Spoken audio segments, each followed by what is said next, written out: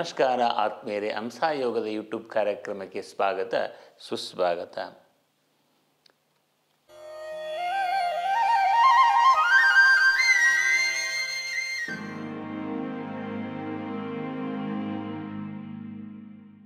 ಇಂದಿನ ವಿಷಯ ನಮ್ಮ ಜೀವನಕ್ಕೆ ಸಂಬಂಧಪಟ್ಟಿರುವಂಥ ಒಂದು ಮುದ್ರಾ. ಯಾರಿಗೂ ಗೊತ್ತಿಲ್ಲದೆ ಇರುವಂತಹ ಈ ಮುದ್ರಾ ಕೆಲವೊಬ್ಬರಿಗೆ ಗೊತ್ತಿರ್ಬೋದು, ಆದರೆ 1% ಮಾತ್ರ ಗೊತ್ತಿರುವಂಥದ್ದು ಕೆಲವೊಂದು ಮುದ್ರೆಗಳನ್ನು. ಆ ಮುದ್ರೆಗಳು ತುಂಬ ಸೀಕ್ರೆಟ್ ಆಗಿರುವಂತಹ ಮುದ್ರೆಗಳು. ಕೆಲವೊಬ್ಬರು ಕೂಡ ಹೇಳೋದಿಲ್ಲ ಅದನ್ನು, ಯಾಕೋ ಏನೋ ಅಂತ ಗೊತ್ತಿಲ್ಲ ನನಗೆ. ಅಂತಹ ಮುದ್ರೆಗಳನ್ನು ನಾನು ಹೇಳಿದರೆ ನಿಮಗೆ ತುಂಬ ಸುಲಭ ಆಗಬಹುದು, ನಿಮ್ಮ ಜೀವನಕ್ಕೆ ಅನುಕೂಲವಾಗಬಹುದು, ನಿಮ್ಮ ಆರ್ಥಿಕವಾಗಿ ಬೆಳೆಯಬಹುದು, ಮಾನಸಿಕವಾಗಿ ಬೆಳೆಯಬಹುದು, ದೈಹಿಕವಾಗಿ ಏನಾದರೂ ಕುಂದು ಕೊರತೆಗಳಿದ್ದರೂ ಕೂಡ ಬೆಳೆಯಬಹುದು, ಮಾನಸಿಕವಾಗಿ ಕುಂದು ಕೊರತೆಗಳನ್ನು ನಿವಾರಿಸಬಹುದು. ಇಂತಹ ತೊಂದರೆಗಳನ್ನು ನಿವಾರಣೆ ಮಾಡುವಂಥ ಮುದ್ರಾ ಜೊತೆಯಲ್ಲಿ ಸೌಂದರ್ಯ ಲಹರಿಯಲ್ಲಿ ಬರುವಂತಹ ಅದು ತುಂಬ ಸುಲಭವಾಗಿರ್ತಕ್ಕಂಥ ಈ ಶ್ಲೋಕ ಇರುತ್ತೆ. ಜೊತೆಯಲ್ಲಿ ಹೇಳಿದರೂ ಕೂಡ ಆಗುತ್ತೆ, ಇಲ್ಲದೇ ಇದ್ದರೂ ಕೂಡ ತೊಂದರೆ ಇಲ್ಲ. ಬೇರೆ ಯಾವುದಾದ್ರೂ ಆ ನಾಮವನ್ನು ನೀವು ಜಪ ಮಾಡ್ತಾ ಕೂತ್ಕೋಬೋದು. ಆದರೆ ಇದನ್ನು ಮಾಡುವುದಕ್ಕಿಂತ ಮುಂಚೆ ಕಾಯ ವಾಚ ಮನಸ್ಸ ಎನ್ನುವಂಥದ್ದು ತ್ರಿಕರಣ ಶುದ್ಧಿಯಿಂದ ಮಾಡಬೇಕು. ಇದನ್ನು ಕೆಲವೊಂದು ಮುದ್ರೆಗಳು ಶುದ್ಧಿಯಿಂದ ಮಾಡಬೇಕು, ಕೆಲವೊಂದು ಮುದ್ರೆಗಳು ಹಾಗೇ ಮಾಡಬಹುದು, ಕೆಲವೊಂದು ಇದೇ ರೀತಿ ಮಾಡಬೇಕು, ಇದೇ ರೀತಿ ಪಾಲನೆ ಮಾಡಬೇಕು, ಇದೇ ರೀತಿ ಲಾಲನೆ ಮಾಡಬೇಕು ಅಂತ ಕೆಲವೊಂದಿರುತ್ತೆ. ಅದರಿಂದ ಕೆಲವೊಂದು ಮುದ್ರೆಗಳನ್ನು ಅದೇ ರೀತಿಯಾಗಿ ಮಾಡಿದರೆ ಅದೇ ರೀತಿಯಾದ ಫಲಗಳು ನಮಗೆ ಸಿಗ್ತಾ ಬರುವಂಥದ್ರಲ್ಲಿ ಯಾವುದೇ ರೀತಿಯ ಅನುಮಾನಗಳೇ ಬೇಡ. ತುಂಬ ಸುಲಭವಾಗಿರ್ತಕ್ಕಂಥ ಮುದ್ರ, ಕಷ್ಟದಾಯಕ ಇಲ್ಲದೇ ಇರುವಂತಹ ಮುದ್ರ. ಎಲ್ಲ ಮುದ್ರೆಗಳು ಎಲ್ಲಿ ಬೇಕಾದರೂ ಮಾಡಬಹುದು, ಆದರೆ ಈ ಮುದ್ರ ಎಲ್ಲಿ ಬೇಕಂದರಲ್ಲಿ ಮಾಡುವ ಹಾಗಿಲ್ಲ. ಈ ಮುದ್ರ ನೆನಪಿರಲಿ, ಯಾವ ಜಾಗದಲ್ಲಿ ಕೂಡ ಮಾಡಬಾರ್ದು. ನೀವು ಮನೆಯಲ್ಲಿ ಕೂತಾಗ ಧ್ಯಾನ ಮಾಡುವ ಸಂದರ್ಭದಲ್ಲಿ, ಜಪಗಳನ್ನು ಆಚರಿಸುವ ಸಂದರ್ಭದಲ್ಲಿ ಈ ಮುದ್ರೆಯನ್ನು ಮಾತ್ರ ಮಾಡಬೇಕು. ಆಗ ನಿಮಗೆ ಈ ಮುದ್ರದ ಫಲಕಾರಿ ಆಗುತ್ತೆ. ಮತ್ತು ಅದ್ಭುತವಾದಂಥದ್ದು ಮುದ್ರ.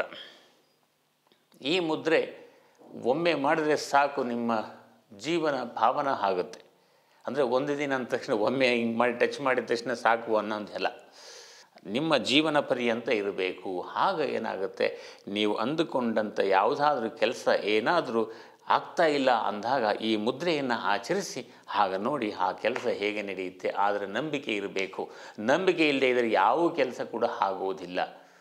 ಗೊತ್ತಾಯ್ತಾ? ಈ ಮುದ್ರೆ ನಾನಿವತ್ತು ತೋರಿಸ್ತೀನಿ. ಈ ಮುದ್ರೆ ಎರಡೂ ಕೈಗಳನ್ನು ಅಪಾನ ಮುದ್ರೆಗೆ ತರಬೇಕು ಮೊದಲು.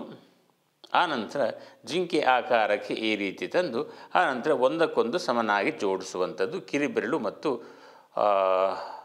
ತೋರ್ಬೆರಳನ್ನು ಸಮ ಜೋಡಿಸುವಂಥದ್ದು. ಮಿಕ್ಕ ಬೆರಳುಗಳು ಇದೇ ರೀತಿ ಇರಲಿ. ಇದಕ್ಕೆ ತ್ರಿಖಂಡು ಮುದ್ರಾ ಎನ್ನುವಂಥದ್ದು. ಈ ಮುದ್ರ 3 ಲೋಕಗಳನ್ನು ಪ್ರತಿನಿಧಿಸುವಂಥದ್ದು ಮತ್ತು ಹಾಗೆ ಬ್ರಹ್ಮ ವಿಷ್ಣು ಮಹೇಶ್ವರ ಎನ್ನುವಂಥ 3 ದೇವತೆಗಳನ್ನು ಪ್ರತಿನಿಧಿಸುವಂಥದ್ದು. ಎಲ್ಲ ದೇವತೆಗಳು ಇದರಲ್ಲಿ ಇರುವಂಥದ್ದು. ಈ ಮುದ್ರೆ ನೀವು ಆಚರಣೆ ಮಾಡುವುದರಿಂದ ನಿಮ್ಮ ಎಲ್ಲ ಇಷ್ಟಾರ್ಥಗಳು ಅತಿ ಬೇಗನೆ ನೆರವೇರುವಂಥದ್ದು. ನೀವು ಆಚರಿಸುವಂಥ ಮಂತ್ರ ಈ ಶ್ಲೋಕ ಸೌಂದರ್ಯ ಲಹರಿಯಲ್ಲಿ ಬರುವಂಥ ಈ ಶ್ಲೋಕ 32 ಅಥವಾ 33ರಲ್ಲಿ ಇರುವಂಥದ್ದು. ಒಂದೊಂದು ಬುಕ್ಕಲ್ಲಿ ಒಂದೊಂದು ರೀತಿಯಲ್ಲಿ ಇರುವಂಥದ್ದು. ಅದು ಹೇಗೆ ಇರಲಿ, ನಮಗೆ ಆ ಶ್ಲೋಕ ಬಹಳ ಮುಖ್ಯವಾದಂಥದ್ದು. ಈ ರೀತಿ ಇದೆ. ಸ್ಮರಂ ಯೋನಿಂ ಲಕ್ಷ್ಮೀಂ ತ್ರಿತಯಮಿಧ ಮಾಧೌ ತವ ಮನೋ ನಿಧಾಯೈಕೈ ನಿತ್ಯೆ ನಿರವಧಿ ಮಹಾಭೋಗರಸಿಕಃ ಭಜಂತಿ ತ್ವಂ ಚಿಂತಾಮಣಿ ಗುಣ ನಿಬದ್ಧಾಕ್ಷವಲಯಂ ಶಿವಗ್ನೋ ಜುಹ್ವಂತಹ ಸುರಭಿ ಘೃತಧಾರ ಉತಿಶತೈ. ಈ ಶ್ಲೋಕವನ್ನು ಪಠನೆ ಮಾಡುವಾಗ ಮನಸ್ಸಿನ ಮುಖೇನ ಜಪ ಮಾಡಬೇಕು. ನಿಮಗೆ ಎಷ್ಟೊತ್ತು ಬೇಕಾದರೂ ಮಾಡಬಹುದು. ನಿಮ್ಮ ಎಷ್ಟು ಸಂಖ್ಯೆಗಳು ನಿಮಗೆ ಮಾಡೋದಕ್ಕೆ ಸಾಧ್ಯ ಆಗುತ್ತೆ ಮನಸ್ಸಿನಲ್ಲಿ ಕಲ್ಮಶ ಇಲ್ಲದೆ ಶುದ್ಧ ಮನಸ್ಸಿನಿಂದ ತ್ರಿಪುರ ಸುಂದರಿ ದೇವಿಯನ್ನು ನಾವು ಮನಸ್ಸಿನಲ್ಲಿ ನೆನೆಸಿ ಆ ಸೌಂದರ್ಯವಾಗಿರ್ತಕ್ಕಂಥ ಆ ಸೌಂದರ್ಯ ರೂಪಮಯವಾಗಿರ್ತಕ್ಕಂಥ ಆ ದೇವಿಯನ್ನು ಮನಸ್ಸಿನಲ್ಲಿ ನೆನೆಸಿ ಈ ಮುದ್ರೆಯ ಜೊತೆಯಲ್ಲಿ ನೀವು ಈ ಶ್ಲೋಕವನ್ನು ಮನನ ನಿಧಿಧ್ಯಾಸದಿಂದ ಮಾಡಿದಂಥ ಪಕ್ಷದಲ್ಲಿ ಎಲ್ಲವೂ ಕೂಡ ಸಕ್ಸಸ್ ಆಗುವಂಥದ್ದು.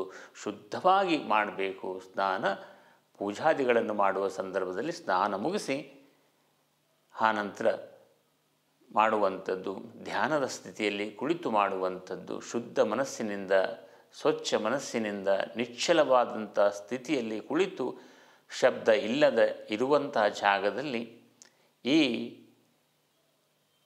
ಮುದ್ರಾ ಮತ್ತು ಶ್ಲೋಕವನ್ನು ನೀವು ಆಚರಿಸಿದರೆ ನಿಮ್ಮ ಎಲ್ಲ ಕಷ್ಟ ಕಾರ್ಪಣ್ಯಗಳು ಅತಿ ಬೇಗವಾಗಿ ಮುಕ್ತವಾಗುವುದರಲ್ಲಿ ಸಂಶಯನೇ ಇಲ್ಲ. ಆದರೆ ಮಧ್ಯಾಹ್ನ ಹೊತ್ತು ಮಾಡೋ ಹಾಗಿಲ್ಲ, ಸಂಜೆ ಟೈಮಲ್ಲಿ ಕೂಡ ಮಾಡೋ ಹಾಗಿಲ್ಲ. ಬೆಳಗಿನ ಜಾವ ಸೂರ್ಯ ಹುಟ್ಟುವ ಮುಂಚೆನೇ ಇದನ್ನು ಆಚರಿಸಬೇಕು. ನಿಮ್ಮ ಕಷ್ಟ ಕಾರ್ಪಣ್ಯಗಳು ತೀರಬೇಕು ಅಂದರೆ ನೀವು ಹೇಳಬೇಕು, ನೀವು ಮಾಡಲೇಬೇಕು. ಆಗ ನಿಮಗೆ ಅದರ ಫಲ ಸಿಗುತ್ತೆ, ಇಲ್ಲದಿದ್ದರೆ ಸಿಗೋದಿಲ್ಲ. ನಾವು ಎಲ್ಲೋ ಟೈಮ್ ಇದೆ ಭಾರ ಅಂತೇಳಿ ಮಧ್ಯಾಹ್ನ ಹೊತ್ತು ಹೇಳೋದು, ಎಲ್ಲೋ ಕೂತಿದ್ವಿ ಭಾರ ಅಂತೇಳಿ ಅಲ್ಲಿ ಕೂತು ಹೇಳುವಂಥದ್ದು ಮಾಡಿದ್ರೆ ನಿಮಗೆ ಮಾರಕ ಆಗುತ್ತೆ. ಹುಷಾರಾಗಿರಿ. ಮುದ್ರೆ ಕೂಡ ಅಷ್ಟೇ, ಎಲ್ಲಿ ಬೇಕಾದ್ರಲ್ಲಿ ಮಾಡೋ ಹಾಗಿಲ್ಲ. ಒಂದು ವೇಳೆ ನಿಮಗೇನಾದರೂ ಪ್ರಾಣಾಯಾಮದ ಬಗ್ಗೆ ಗೊತ್ತಿದೆ, ಚೆನ್ನಾಗಿ ಕೂತ್ಕೊಳ್ಳೋಕೆ ಬರುತ್ತೆ, ಮಾಡೋದಕ್ಕೆ ಬರುತ್ತೆ, ಪರವಾಗಿಲ್ಲಪ್ಪ ಅನ್ನುವಂಥವ್ರು ಬೇಕಾದ್ರೆ ಈ ಮುದ್ರೆ ಇಟ್ಕೊಂಡು ಮಾಡಿ, ತೊಂದರೆ ಏನು ಆಗೋದಿಲ್ಲ. ಇದು ಮತ್ತೆ ಪ್ರಾತಃ ಕಾಲದಲ್ಲೇ ಮಾಡಬೇಕು. ಮುದ್ರ ಮತ್ತು ಈ ಶ್ಲೋಕ ಅದು ನೆನಪಿಟ್ಕೊಂಡಿರಿ.